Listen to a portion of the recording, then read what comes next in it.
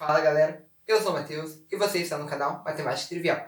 Esse é o nosso segundo vídeo da série de cálculo e esse vídeo é sobre funções inversas. Esse é o último vídeo antes da gente começar a trabalhar com limite, derivadas e integrais, certo? Então, bora pro vídeo.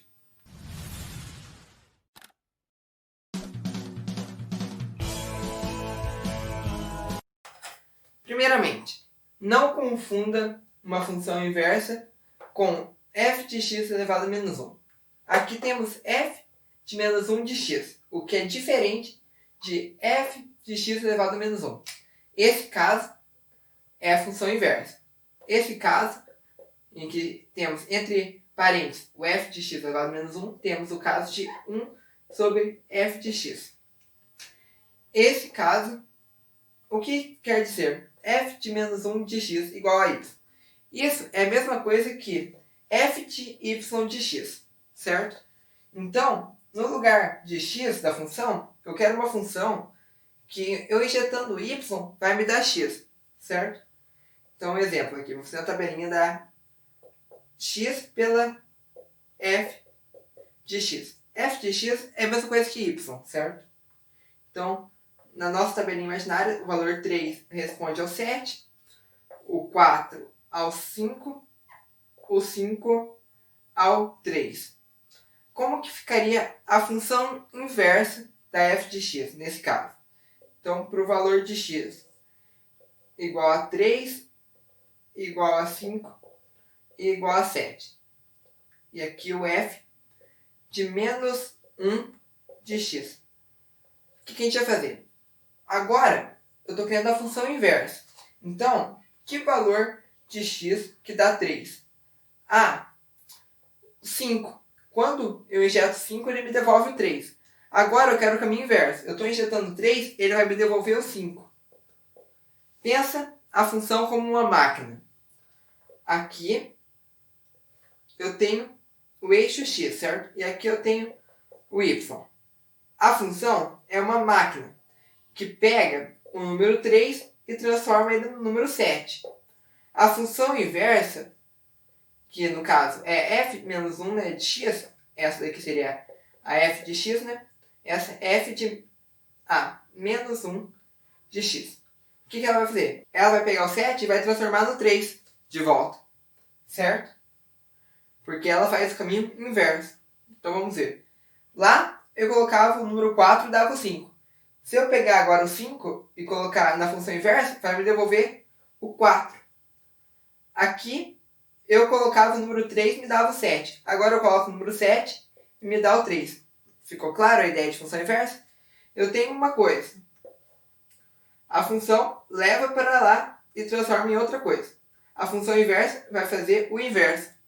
Então, a gente pode deduzir que a função composta da f de x pela f de menos 1 de x vai me devolver o x, certo?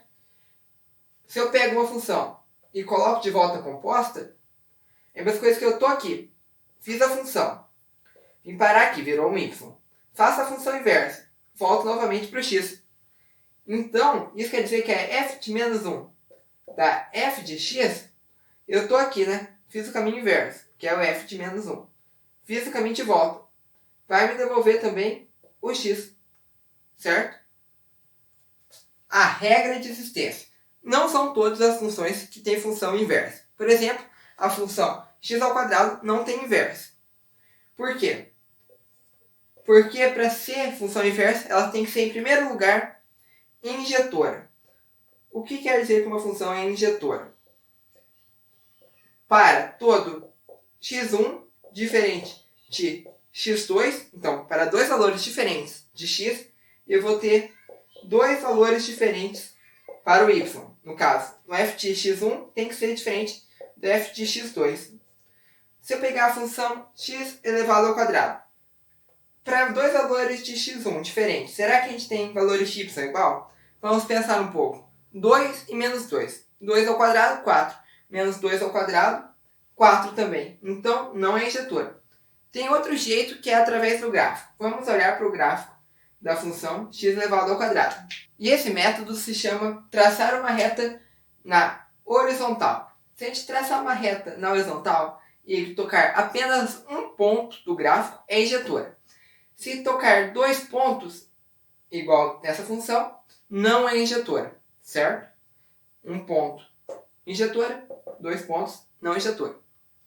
E por que não existe a função inversa de uma função não injetora? Muito bem, vamos lá. Vamos voltar à tabela, né? Vamos fazer a função de x por y, né? Pegar aqui só apenas 3 valores, certo? Para demonstrar.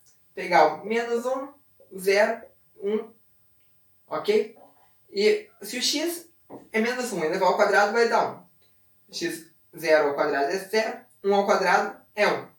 Agora eu quero a função inversa, ou seja, eu quero a função inversa.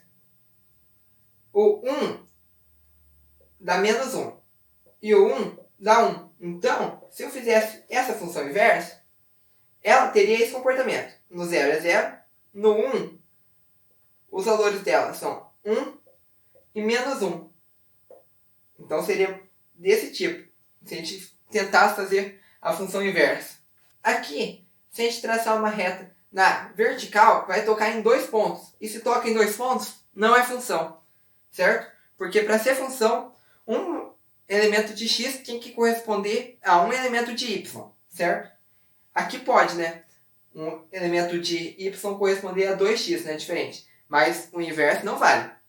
Aqui, para um valor de x, eu só posso ter apenas um valor de y. E nesse caso, para 1, eu tenho o 1 e o menos 1. Por isso, não podemos pegar uma função não injetora.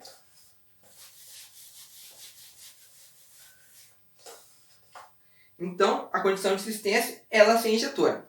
E ela ser sobreinjetora também é muito importante. O que é ser sobreinjetora? Vou desenhar aqui 2 tabelinhas.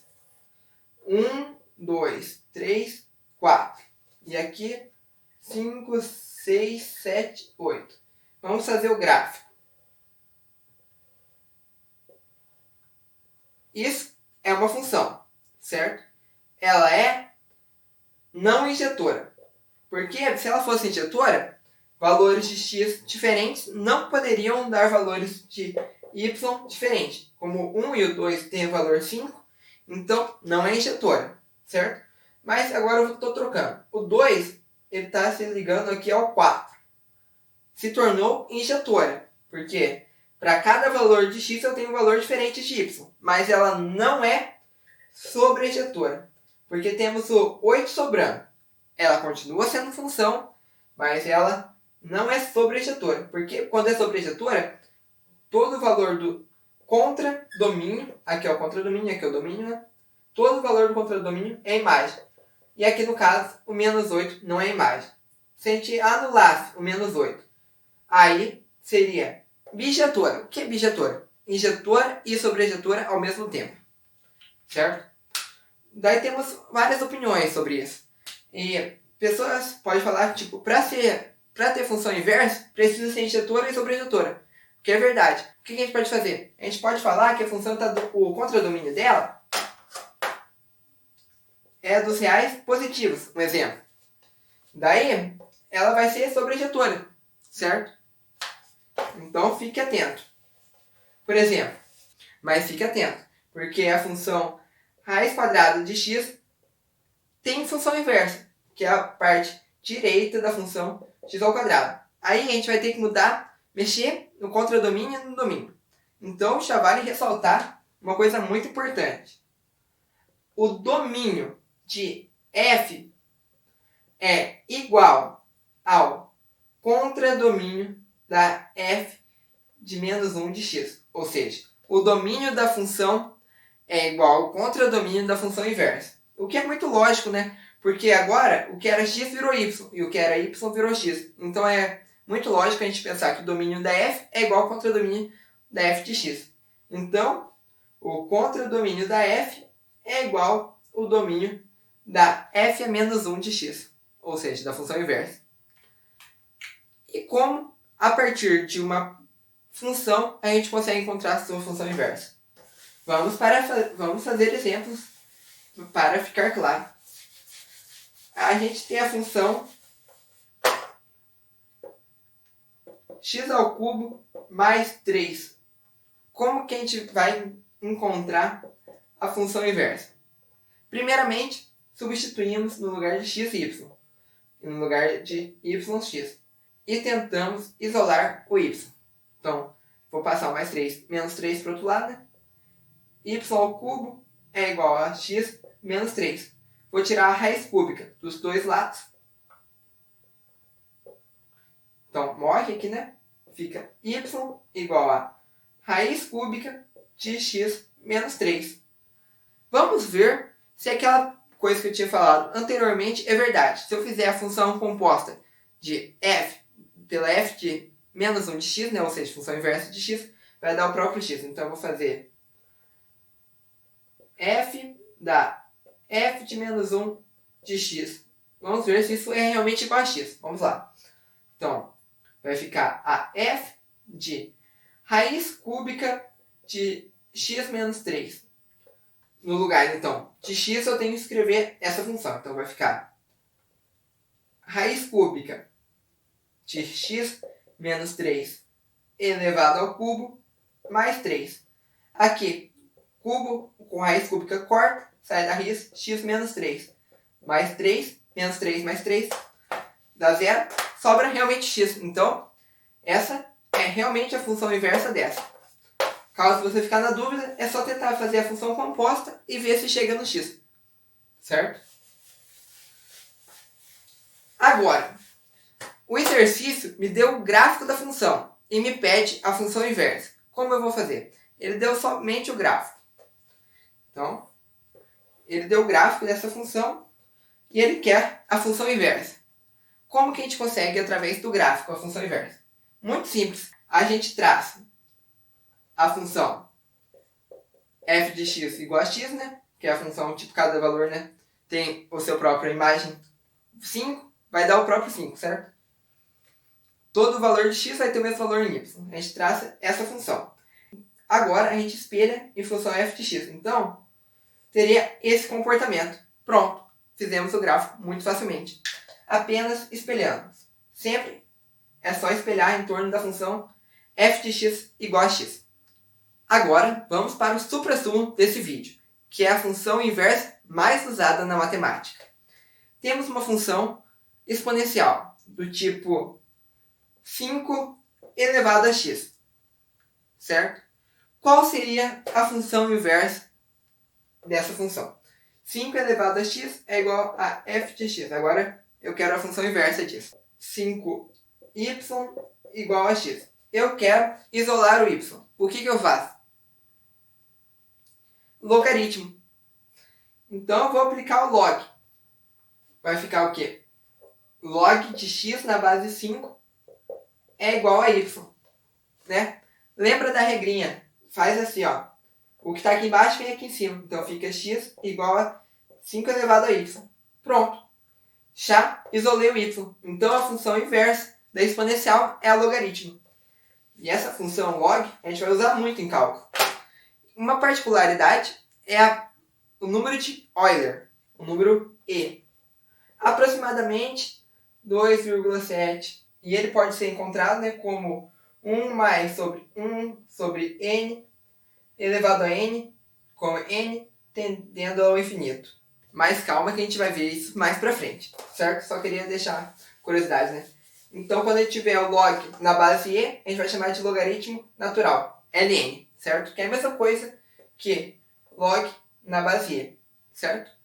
Isso aqui a gente vai ter uma utilidade muito boa quando a gente for conversar sobre derivadas. Mas isso mais pra frente. Então, eu tenho aqui no canal 4 propriedades dos logaritmos. O link está aqui na descrição do vídeo. E agora, só falta falar de mais um tipo de função inversa. E ficou por fim a gente falar sobre as funções inversas trigonométricas. As funções trigonométricas que temos são seno, cosseno e tangente, certo? Elas podem aparecer como seno menos 1 de x, cosseno menos 1 de x, tangente menos 1 de x. Ou invés do menos 1, o que faz até mais sentido é o arc seno de x. Ou arc cosseno ou arc tangente. É o arco cujo seno dá esse valor de x. Só um exemplo. Se o x fosse igual a raiz de 2 sobre 2. Então, vamos lá. A gente quer o arco cujo seno é igual a raiz de 2 sobre 2. Se a gente lembrar lá, a gente vai descobrir que é 45 graus. Só que a gente não pode colocar em graus, a gente tem que colocar em radianos. Para transformar de graus para radianos, você multiplica por π e divide por 180. 45 dividido por 180 vai dar 1/4 vezes π. Então, o arco cujo seno é raiz de 2 sobre 2 é igual a π sobre 4 radianos. Esse rádio nem precisa escrever, porque já fica entendido que a gente sempre está falando sobre radianos. Certo? E como seria o gráfico? Aqui, a gente vai pensar num gráfico limitado. Certo? É aquele negócio que eu tinha falado. A função seno, se você pegar ela como um todo, ela não é injetora, né? Porque se você pegar ela do domínio dela, do menos infinito até o mais infinito, e traçar uma reta, vai vários pontos, ela não vai ser injetora, certo? Então, o que a gente tem que fazer para a gente conseguir encontrar uma função arcseno? O que a gente vai fazer? É aquela jogada que eu falei. É denominar um domínio pequeno, que no caso vai ser apenas menos π sobre 2 até o mais π sobre 2. Então, se a gente vê aqui no gráfico do menos π sobre 2 até o mais π sobre 2, vai ser apenas essa parte. Vou colocar uma imagem gráfica. É como se fosse apenas essa parcela aqui, o quarto e o primeiro quadrante. Certo? Então, o x vai variar de menos π sobre 2 até mais π sobre 2. E a imagem vai variar do menos 1 até o mais 1. Então, ele começa aqui e vai até aqui. Agora, essa função é injetora, porque a gente pegou um domínio de menos π até mais π. Se a gente fizer aquela técnica lá de traçar o x e espelhar, a gente vai encontrar a função inversa, que vai ter imagem de menos π até mais π e domínio do menos 1 até 1. Porque, é claro, os valores que seno pode assumir estão entre menos 1 até o mais 1. E é isso. Se você gostou do vídeo, deixe seu like. Comente nos comentários se você quer que eu traga um vídeo somente resolvendo questões relacionadas à função inversa. Posso trazer se vocês quiserem.